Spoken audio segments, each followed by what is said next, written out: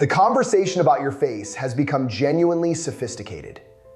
That's worth saying before anything else, not sarcastically and not to dismiss it. The vocabulary around facial structure has matured. The understanding of collagen synthesis, of subcutaneous volume, of how the fat pads in the cheeks redistribute over time. All of this is real science producing real interventions.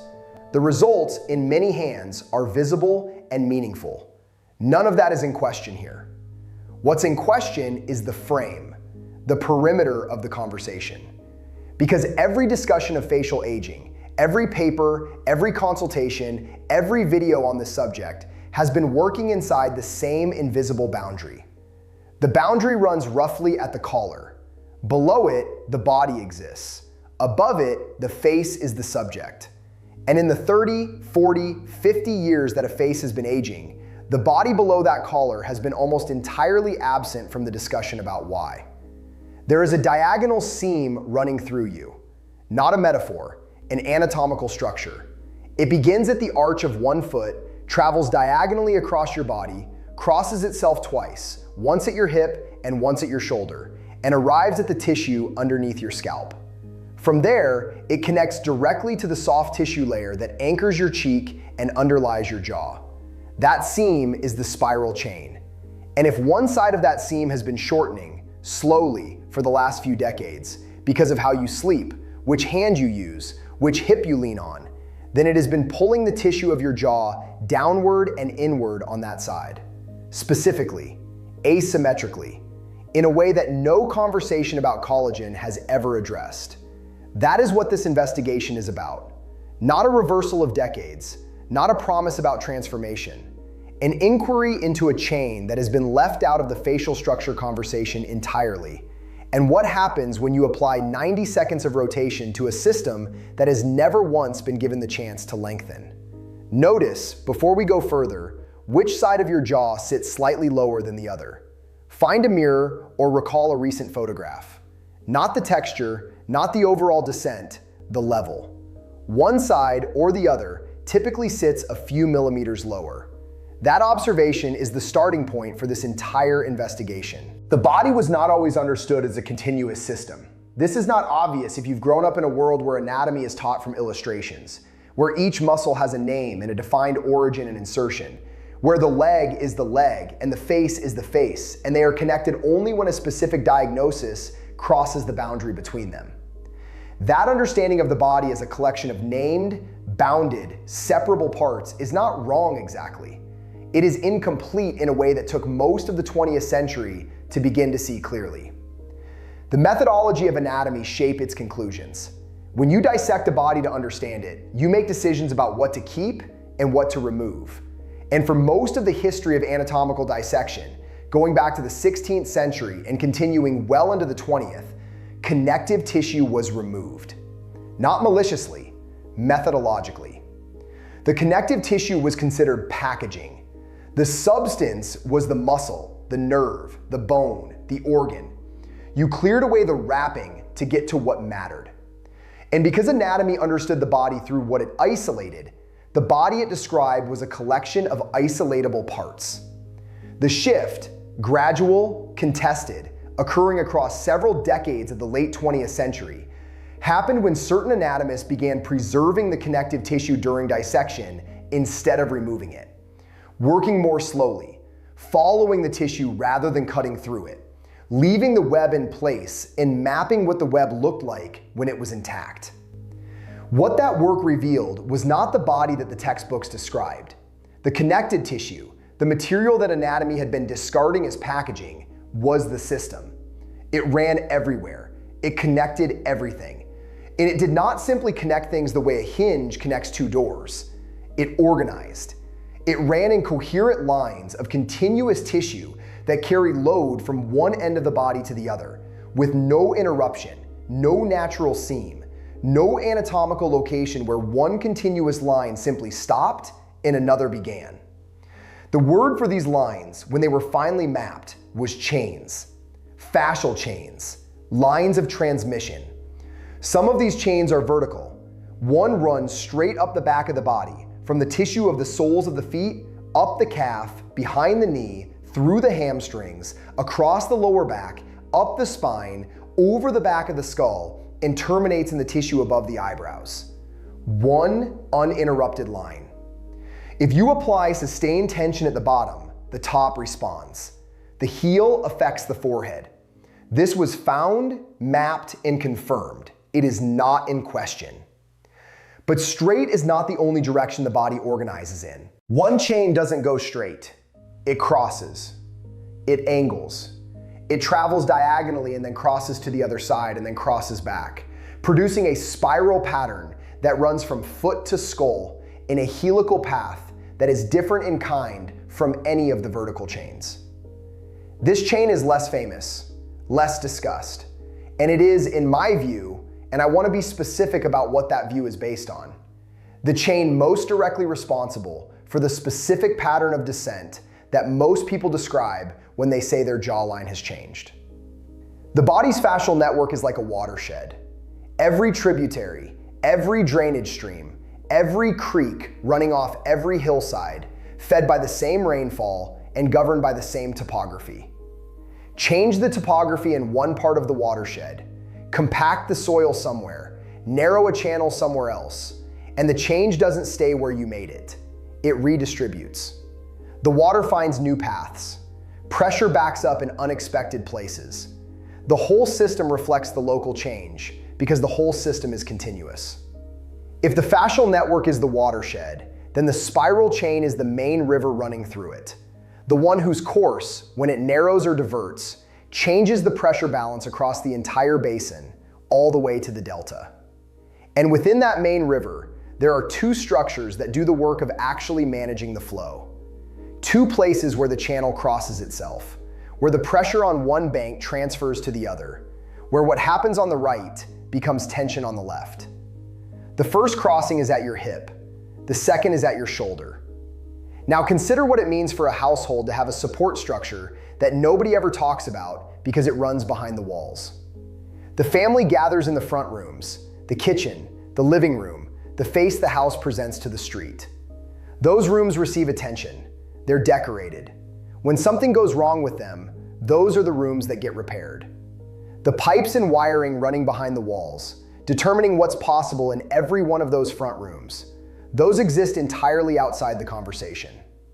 Until something fails catastrophically, nobody opens the walls to look at what's been running there all along. The face is the front room. The spiral chain is behind the walls. The two crossings, at the hip and at the shoulder, are the junction boxes. Everything that happens in the front room, including everything about how the jaw sits and which side of the cheek descends first, is being determined in some meaningful measure by what is happening at those junctions, in the tissue that runs behind the walls.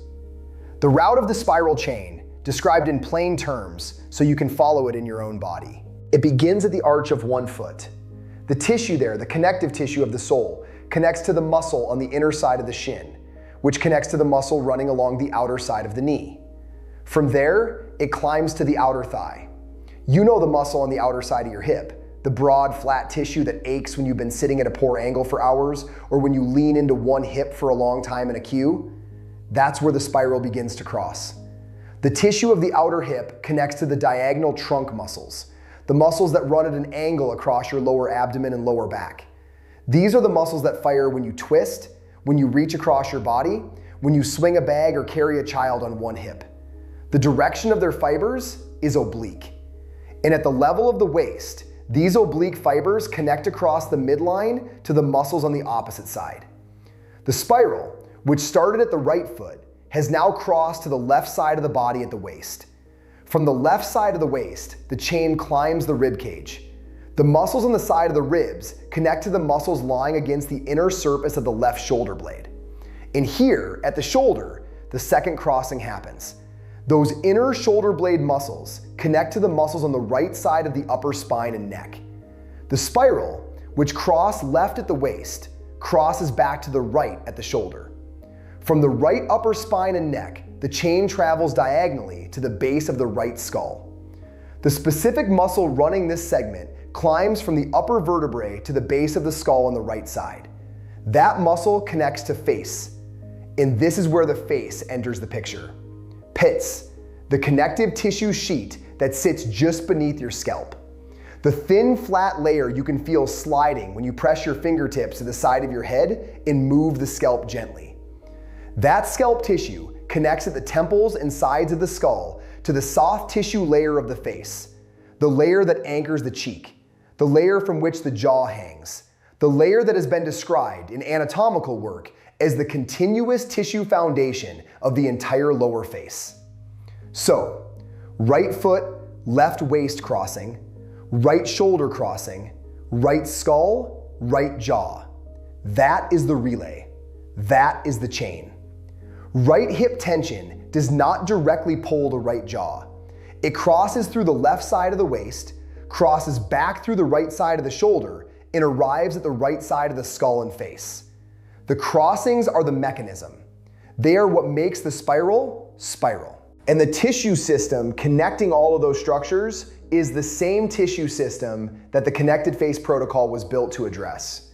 12 fascial releases sequenced across 30 days with labeled diagrams that show precisely where to place your hands for each release, and a daily tracking sheet so you can follow what actually shifts in the tissue over that time. Everything this video covers, the spiral chain, the two crossings, the connection between how you rotate and where your jawline sits, runs through that complete sequence. If you want the full 30-day system, it's in the description and the pinned comment. Stand for a moment. Both feet on the floor, both feet facing forward. Feel the contact of your feet with the ground and notice which hip is slightly forward, slightly rotated toward the front. One side almost always is. That forward hip is the expression, in posture, of the spiral side that has been shortening longest. You've probably never thought of it that way. Neither has anyone who has looked at your face and told you what's happening to it. The habits that produce the asymmetric shortening are unremarkable. They accumulate slowly enough that there's no moment when they feel like they're doing damage. They feel like being alive. Hand dominance alone does it. The dominant hand reaches across the body, lifts, carries, twists jar lids and steering wheels and luggage overhead. Every one of these movements loads the oblique trunk muscles on the dominant side, reinforcing the diagonal rotation pattern. This has been happening since early childhood, since the dominant hand preference solidified, for many people, around age 2 or 3. By the time a person is 50, they have been loading the same rotational pattern for close to half a century. Sleep position compounds it. A consistent preferred side means that hip is flexed for 6, 7, 8 hours every night. The hip flexor tissue on that side shortens during sleep, and if the night is long enough and the position habitual enough, carries some of that shortening into the waking day. That shortening feeds directly into the lower portion of the spiral chain because the hip tissue and the diagonal trunk muscles share their fascial continuity. Screen position intensifies it. Not dramatically, fractions of a degree, but the monitor that sits slightly to the left means the net turns fractionally toward the left, dozens of times a day for years. The neck rotation muscles on the left side, which are part of the spiral's final segment, gradually develop asymmetric resting tone, one side chronically shorter. And that shortening is adjacent to the skull base, which is adjacent to the scalp fascia, which sits directly above the facial tissue. Look at people in public. Not at their faces specifically, but at their stance when they're waiting for something, a bus, a checkout line, a coffee. The characteristic lean into one hip. The shoulder that sits slightly lower on one side. The jaw, when you check it, almost always sitting lower on the side of the dominant hip lean. These are not dramatic misalignments. They are small, continuous, cumulative expressions of a rotational pattern that has been settling into the body for as long as the person has been a person. This is what the spiral, uncorrected, looks like from the outside, written in posture, written eventually in the face. There is a structural fact worth examining directly because it explains why the descent pattern most people describe is asymmetric rather than symmetric. When the spiral chain shortens evenly on both sides, which almost never happens in practice because almost no one's habits are perfectly bilateral, The effect on the facial tissue would be a symmetric compression from above. Both sides of the jaw tissue pulled equally, both sides descending at roughly the same rate. This is what we might call even aging. The face descends, but it descends in a way that preserves its proportions. It looks like a face that has aged. It doesn't necessarily look like a face that has changed shape. When one side shortens more, which is what actually happens in most people, because hand dominance and sleep preference and carrying habits are rarely bilateral, the tissue at the termination of the tighter spiral is under more load than the tissue on the other side. More load means the tissue hangs differently. It sits lower. It pulls slightly toward the center. It has less of what clinicians describe as lift and more of what they describe as heaviness. The descent is asymmetric because the load producing it is asymmetric. The chain pulls the tissue on the loaded side. Actually, let me be more careful about that. Pulls isn't quite the right word. The tissue doesn't get dragged in the way a rope pulls something. The spiral shortening reduces the space the tissue at the skull end has to occupy in its resting position. Like a compressed spring, not pulling the end down, but reducing the distance between the anchors. The tissue hangs from an anchor that has been brought closer to the center, so it hangs lower and more medially than it would if the anchor were at full length. That distinction matters because it affects how you think about the intervention. You're not trying to lengthen a rope. You're trying to restore the distance between the anchor points by lengthening the spiral chain itself. This is the structural angle. The historical angle provides the observation that confirms it from a completely different direction. In practices that predate the modern separation of the body into anatomical regions, movement traditions that were working empirically across large numbers of people over long periods, there are consistent records of practitioners who treated jaw tension, asymmetric facial presentation, and what we would now call facial structure through interventions in the pelvis, the thoracic spine, and the rotational capacity of the trunk. They had no vocabulary for the spiral chain. They had no mechanism they could articulate. What they had was the observation. When the rotation of the trunk normalizes, the face settles, the jaw releases, the quality of the soft tissue changes in ways that nobody touched the face to produce. This observation was made independently across cultures separated by geography in centuries. The specific practices differed. The observation was consistent, which suggests that what was being observed was a real relationship, not a placebo, not a coincidence, but a mechanical fact about the body that these practitioners stumbled onto empirically, and that anatomy is only now providing the mechanism to explain. That mechanism is the spiral chain. The observation is centuries old. The anatomy to explain it is decades old. The conversation about it in the context of facial structure is just beginning. The argument I want to state clearly, because this is the position this investigation has led me to, and it would be dishonest not to say it plainly, is about scope. Not about what the conventional approaches do, about what they don't reach. The conventional interventions for facial structure, the injectables, the lifting devices, the facial massage protocols, the subcutaneous tissue work, they are working within the frame of what's actually there. The tissue quality changes, the local mechanics shift. The results, in the right hands and for the right presentations, can be genuinely significant.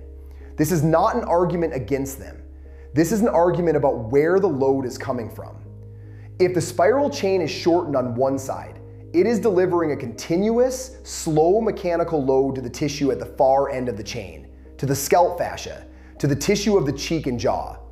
It is doing this while the person is sleeping, standing, walking, sitting. It is doing this 24 hours a day, every day of their life, regardless of what is happening to the local tissue. You can address the local tissue. You can improve its quality, its hydration, its volume, its structural integrity. And while you are doing that, the load from the spiral continues to arrive. The asymmetric shortening continues to pull. The tissue you just treated continues to receive the force that has been generating the pattern you're treating. The conventional approaches are not wrong in what they address. They are giving partial credit to a more complex situation. The credit they're missing is rotational, diagonal. The credit that would require looking at the hip, the waist, the shoulder. The credit that would require asking, before treating the face, what the body below the collar is actually doing. Here is how to find out what it's doing in your own tissue right now. Press 2 fingers of one hand along the underside of your jaw, starting at the center of your chin and moving slowly toward the angle where the jaw turns upward toward your ear. Do this on both sides. Notice whether the tissue feels the same side to side, or whether one side has a different quality, denser, less mobile, slightly resistant to light pressure in a way the other side isn't. That asymmetry in the tissue quality is the asymmetric spiral load, expressed at the end of the chain. Hold that observation. You're going to check it again in 90 seconds. The investigation you conduct on your own tissue begins with your feet. You stand, both feet facing forward, roughly hip width apart. The first thing worth noticing in this setup is what you noticed earlier. One hip tends to drift. One side wants to rotate slightly forward into the familiar pattern. You observe that without correcting it forcibly. This is the resting expression of the spiral's chronic shortening. The side that wants to rotate forward is the side that's been winning the internal tug of war for years. You bring both arms slowly to one side, not forcing them, letting the arms hang relaxed and allowing the turn to begin in the whole body, not just the waist. Specifically, you start the rotation from your feet. You feel the outer edge of your back foot pressing into the floor. You feel the opposite hip beginning to open as the rotation travels upward through the ankle, the knee, the hip, the rib cage. You let the rotation travel in sequence. The shoulders turn as a consequence of the rib cage turning, not as a separate effort. The neck turns as a consequence of the shoulders. You breathe into the rib cage on the side that the rotation is compressing. Long, slow breath. 3-dimensional expansion, not just front to back, but sideways, into the ribs on that compressed side. The breath is not decoration here, and it's not a relaxation cue. The diaphragm participates in the spiral chain. When the breath expands the rib cage laterally in a rotated position, it creates length in the tissue running up the side of the rib cage. Length in the very portion of the spiral that most directly connects the waist crossing to the shoulder crossing. The tissue at both ends of the chain responds to that breath. You hold for 90 seconds. The duration matters. Connective tissue, which is the primary substance of the spiral chain, responds to sustained mechanical load differently than it responds to brief stretching. A brief stretch produces a temporary shift in length. The tissue extends. The nervous system notes the change, and within a few minutes, the tissue springs back toward its habitual resting length. Sustained load, held for long enough for the nervous system to begin recalibrating the resting tone in the tissue, not just responding to the immediate stretch, produces a change that carries forward into the next day, over weeks and months of consistent practice, into the resting position of the tissue itself. 90 seconds is the threshold at which that recalibration begins to occur. The side you turned toward first was probably the easier side, the side your spiral has been favoring. You'll notice that on this side, the rotation arrives with less resistance, and the sensation in the rib cage is more familiar, shorter on the outside of the back, longer on the front. This is what a well-loaded side of the spiral feels like at rest. Now you release that rotation and turn to the other side. This side will feel different. Not necessarily painful, this is not supposed to reach pain, but different in quality. Something more like thickness, like the tissue is making a decision, like it's calculating whether to accommodate the rotation or hold its position. This is the side of chronic shortening. The tissue has been held in a pattern for a long time, and a new demand in the opposite direction encounters that history.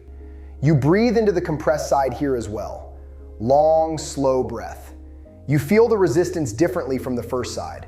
Maybe slightly more effort to find the same expansion. Maybe a different quality of sensation in the ribs or the lower back on the side that's compressing. You stay for 90 seconds. You let the breath do the work that effort cannot do. Sustained load and breath, not force. After both sides, you return to standing. You press 2 fingers along the underside of your jaw again. The same path from chin to jaw angle, both sides. You're looking for what has shifted, whether the side that felt denser now has a slightly different quality, more mobile, slightly less resistant under light pressure. In many people, even in a single session, there is a perceptible change in tissue quality on the side of the chronic shortening after the sustained rotational load. Let me be clear about the mechanism at work here, because understanding it will change how you do this practice for the rest of your life. Fascia is not decoration. It is not the plastic wrap the anatomy textbooks show draped over the real tissue underneath. It is a continuous, body-wide web of collagen and elastin, embedded with sensory nerve endings in a density that rivals the skin itself, and it organizes itself according to load, not according to what you want it to do, not according to what a diagram says it should do, according to what you actually, repeatedly, day after day, ask it to do. This is the part almost nobody explains to you when they talk about facial aging. They talk about collagen loss as though it were a uniform, symmetrical, purely chemical event, as though your face were a single block of material degrading evenly from the inside out, like a fruit going soft. It is not that. Collagen loss is real, and it accelerates with age, and hormonal shifts do influence it. But the pattern of where it shows up first, and how severely, and on which side, that is not chemistry alone. That is architecture. That is decades of habitual load, sleeping position, chewing side, screen viewing angle, dominant hand phone holding posture, all of it accumulating into a bias, a lean, a spiral, that your fascia has been quietly recording the entire time. The tissue on the side you just found thicker, the side that resisted the rotation, has not been thickening in the way a muscle thickens from exercise. It has been shortening, densifying. The fibers of the fascia, when a joint or a region is held in one habitual position for years, begin to cross-link more heavily in that shortened configuration. This is sometimes described as fascial adhesion, though that word makes people picture something stuck together like glue. And it's more accurate to think of it as a lattice that has rebuilt itself smaller, tighter, along the lines of least resistance for the position it has spent the most time in. Less water content, less glide between layers, a stiffer, denser feel under your fingers, which is exactly the thickness or decision-making quality you felt on the second side of that rotation. And here is the piece that connects all the way up to the face, the part of this that most people never get told. Fascia does not organize itself in isolated pockets. It runs in continuous lines, chains, some practitioners call them, or trains, from the sole of the foot, up through the leg, through the pelvis, up the spine, across the shoulder girdle, up the neck, and into the scalp, jaw, and face. A rotational bias that started in the way you stood, or the way one hip carried more weight than the other for 30 years, does not stop at the rib cage. It continues. It threads its way through overlapping and interwoven fascial planes, into the platysma at the front of your neck, into the masseter at your jaw, into the tissue along your cheek and your temple, and the muscles around your eyes.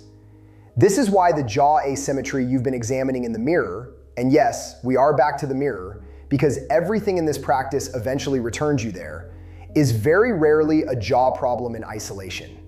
It is the visible endpoint of a chain that begins much further down.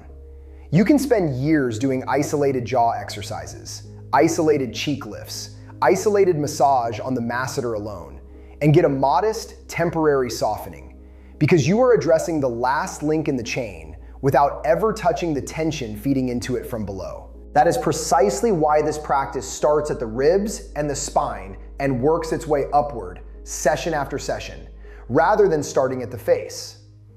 It is not that the face doesn't matter. It is that the face is downstream. Trying to fix downstream tension by working only downstream is like trying to lower the water level at the mouth of a river by scooping water out near the delta, while the river above keeps flowing at full volume. You have to work the whole system, from where the load originates, and let the effect travel to where you can see it, in the mirror, along the jawline, in the compression beneath the eye. Let's go back to your hands. Bring them up now and rest your fingertips, not your palms, your fingertips, lightly. No more pressure than the weight of the fingers themselves, along both sides of your jaw, at the angle where the jawbone turns upward toward the ear. This is the masseter, the largest and strongest of the chewing muscles. And in almost everyone who has spent years in any kind of chronic bracing, clenching at night, holding tension during focused work, the low-grade grinding that so many people do without ever being aware of it, this muscle is not symmetrical. One side is very often measurably larger, denser, more reactive to touch than the other. Press gently, not hard enough to hurt, just enough to ask the tissue a question. Are you tense right now, or are you at rest? Notice which side answers first. Notice which side gives you more information, more density, more resistance, maybe even a small ache that surprises you, a soreness you didn't know was there until you touched it. That side is very often the same side that showed up as the difficult side in your ribcage rotation a few minutes ago. This is not a coincidence, and it's not something I'm asking you to take on faith. You can verify it, session after session, on your own body. And most people who do this practice consistently report exactly this correlation within the first 2 or 3 weeks. The chain runs true. Ribcage to jaw, hip to cheek, foot to temple. Not identical mechanically in every single body. Bodies vary. Injuries and old habits create individual exceptions. But true often enough, and true enough in your case specifically, that it's worth learning your own pattern rather than following someone else's assumption about which side should be tighter. Now, keeping your fingertips at the masseter, very slowly open your jaw. Not wide, just enough to separate your back teeth by roughly the width of one finger. As you do this, feel for whether the muscle beneath your fingers on each side releases evenly, or whether one side lags, holds on a beat longer, releases with more reluctance, as though it needs to be convinced. Do this 10 times. Slow open, slow close. Fingertips staying present the entire time. Simply witnessing, not pressing, not massaging, witnessing. The nervous system responds differently to being watched than to being manipulated. This is one of the more counterintuitive things about fascial work. Sometimes the most productive thing you can do is nothing at all beyond paying calm, sustained attention. Attention itself is a form of load. It changes the signal the nervous system receives about a tissue. It says, this place matters. This place is being monitored. This place does not need to hold its old pattern in the dark anymore. On your 10th repetition, let your jaw rest in a slightly open position. Teeth apart, lips gently closed if that's comfortable. Tongue resting on the roof of the mouth, just behind the front teeth. Not pressing, just resting there the way it would if you were quietly asleep. Hold this for 30 seconds. This is the position your jaw should return to by default throughout your day when you are not actively speaking or eating. Teeth apart, tongue at rest on the palate. This alone, sustained as a habit across months, changes the resting tone of the masseter more than almost any single exercise because it removes hours of low-grade clenching that most people never notice they're doing. Now let's move up to the tissue around the eyes, because this is where people become the most impatient and where I most want you to slow down. The area beneath the eye, the tissue that thins, that hollows, that develops the shadow so many people spend money trying to conceal rather than resolve, sits at the convergence point of several of these fascial lines. It receives tension traveling up from the jaw and cheek. It receives the pull of the muscles around the eye itself, particularly when there has been years of squinting, whether from sun exposure, from uncorrected vision, or simply from screens held at the wrong distance for the wrong number of hours per day. And it receives, more than people expect, the influence of the temple and the scalp fascia, which connects structurally all the way back over the crown of the head to the base of the skull. Bring 2 fingers now, the same 2 fingers you've been using, to your temples. Rest them there lightly. Close your eyes. Take one slow breath in, and as you exhale, without pressing, without dragging the skin, simply notice, is there tension here? A held quality, a bracing, as though the temple itself were squeezing inward? For most people who spend long hours reading, or looking at screens, or driving, or doing any kind of sustained visual focus? The answer is yes, and they have simply stopped noticing it. The way you stop noticing a hum in a room until someone points it out, and then you can't unhear it. Now, very slowly, trace your fingers backward from the temple, along the hairline, to the point just above and behind the ear. Then down along the back of the skull to where it meets the neck. This is one continuous fascial sheet, the epicranial fascia, more commonly called the scalp fascia, and it is directly, physically continuous with the fascia of the forehead and the tissue around the eyes at the front, and with the fascia of the upper neck at the back. Tension anywhere along this sheet transmits, at least partially, to every other point on it. This is why people who carry chronic tension at the base of the skull, from screen posture, from stress, from the particular way the neck holds itself when someone is anxious or overworked, so often also carry a kind of tightness around the eyes that no amount of eye cream, no amount of concealer, no amount of localized massage ever seems to fully resolve. The source isn't at the eye, it's traveling to the eye from 3 inches away, over a bony curve you were never taught to think of as connected tissue at all. So here is the next piece of this practice, and I want you to do it now, with me, slowly. Place both hands at the base of your skull, fingers interlaced, thumbs resting just behind the ears, the heel of your palms cradling the weight of your head where the skull meets the top of the neck. Let your elbows drop. Let your head rest into your hands, not pulling, not forcing a stretch, simply allowing the weight of your head to be received by your hands instead of held entirely by your neck muscles, the way it usually is every waking hour without your ever asking it to take a break. Breathe here. Long, slow breaths, the same rhythm we've used throughout this entire practice. 4 counts in, 6 counts out if that's comfortable for you. Longer on the exhale than the inhale, because it's the exhale that signals safety to the nervous system, that tells the sympathetic activation, the low background hum of alertness that most adults carry constantly without noticing, that it can stand down, just slightly, just for these 30 seconds. Stay here for a full minute. Let the weight of the head sink further into the hands with each exhale. You may notice, somewhere in the second half of that minute, a subtle release at the base of the skull, sometimes described as a softening, sometimes as a slight give, sometimes simply as the neck feeling half an inch longer than it did a minute before. This is not imagination. This is the suboccipital tissue, some of the densest concentration of proprioceptive nerve endings anywhere in the body, more per square inch than almost any other tissue you have, finally receiving the signal that it does not need to hold this position under active tension, because something else, your own hands, is temporarily doing the holding for it. When the minute is done, let your hands come away slowly. Don't snap them away. Let them slide down, off the back of the head, down along the neck, and rest on your shoulders for just a moment before releasing entirely. Now open your eyes and go back to the mirror. Look at the same 3 points you looked at when this practice began. The corner of the jaw, the hollow beneath the eye, the fine compression lines at the outer corner where the eye meets the temple. Do not expect a dramatic transformation. This is not what this practice promises.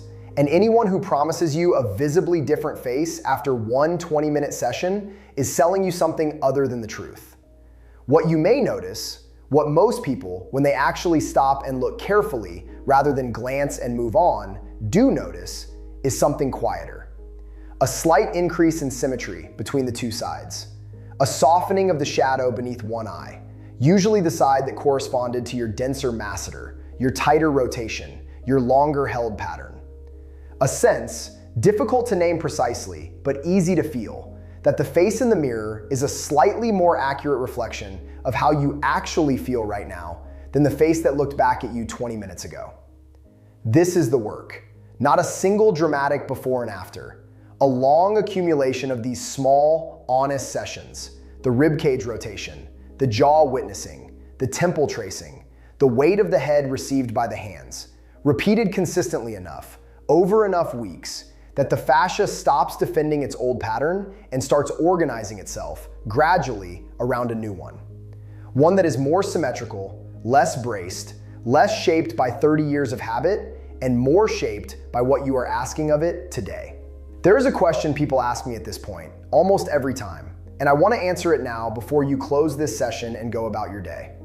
The question is, how long? How many weeks before this becomes visible to other people, not just to you in the quiet privacy of your own mirror? The honest answer is that it depends on how long the pattern has been forming and how consistently you show up for the practice. And there is no way to shortcut past that arithmetic. Someone who has held a particular postural and fascial bias for 5 years will typically see a shift faster than someone whose pattern is 30 years deep. Because 30 years of cross-linking, 30 years of habitual load represents a great deal more tissue history for the fascia to reorganize away from. But in both cases, the direction is the same and the mechanism is the same. And I have watched this practice, this exact sequence, done with this exact attention to breath and sustained load rather than force, produce measurable, visible change in people who had given up on ever seeing their face look different. People who had already spent money on procedures that treated the end point of the chain while leaving the chain itself completely untouched. The mirror does not lie to you, and it does not owe you patience, and it will show you exactly what you have been asking your body to become, one day at a time for years.